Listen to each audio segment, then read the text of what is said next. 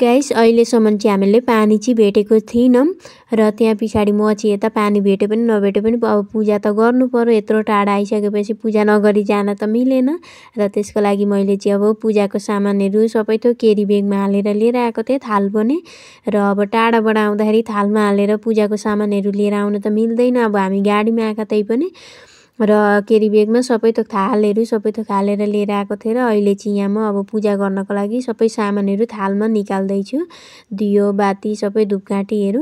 र अब यसरी गर्दा चाहिँ फुलहरू खोजिराख्नु पर्दैन र अहिले चाहिँ सबै थोक ठिक्क पारिसकेको थियो। अनि यता पानी चाहिँ यतापट्टि र सरको साइडमा र यहाँ चाहिँ अब हातखुट्टाहरू पनि धोयौँ, हस्बेन्ड पनि धुनु हुँदैछ र लोटामा पनि भराउँदै हुनुहुन्छ। मैले चाहिँ अघि धोइसकेँ र पानी चाहिँ यतापट्टि र सब अब अहिले चाहिँ पहिले चाहिँ अब उतापट्टि दमकलमा थियो र हामीलाई चाहिँ थाहा थिएन, एकछिन चाहिँ अब खोज्यौँ यहाँ आएर।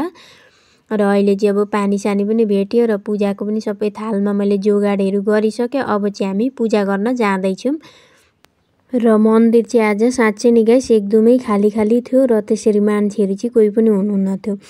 अनि यता चाहिँ छ गणेश भगवानको मन्दिर र हामीले चाहिँ यहाँ अघि नै पूजा गरिसक्यौँ र अब दुईजनै पूजा गर्न थालेपछि भिडियो गर्न त मिलेन त्यसरी र भिडियोहरू चाहिँ गर्न पाइनँ, पूजाहरू गरेको देखाउन पाइनँ। अनि यता चाहिँ अब बाहिर बाल्नेले बाहिरै बालिराख्नु भएको छ दियो अगरबत्तीहरू र भित्र बाल्नेले भित्रै, हामीहरूले पनि अब बाहिरै नै बाल्यौँ। अहिले चाहिँ हामी यता बाहिर पूजा गर्दैछौँ नन्दी भगवानको यहाँ र अब भित्र चाहिँ हामीले पानीहरू अघि नै चढायौँ शिवलिङ्गको त्यहाँ।